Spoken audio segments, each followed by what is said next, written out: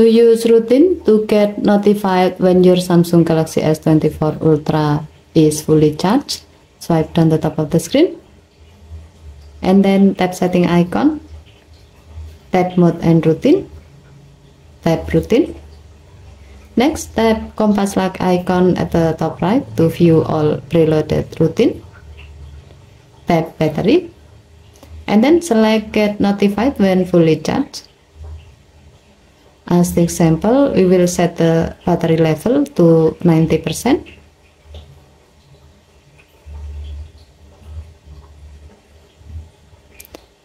Set the edge lighting effect once to spotlight. And let the rest to the default setting.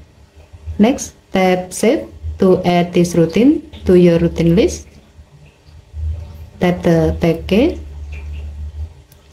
With this routine on your list, when the battery level reaches 90%, your phone will notify you that it's fully charged by vibrating in the selected vibration button, flashing the edge lighting with spotlight style, turning on always on display, displaying pop-up notification, and reading the notification aloud.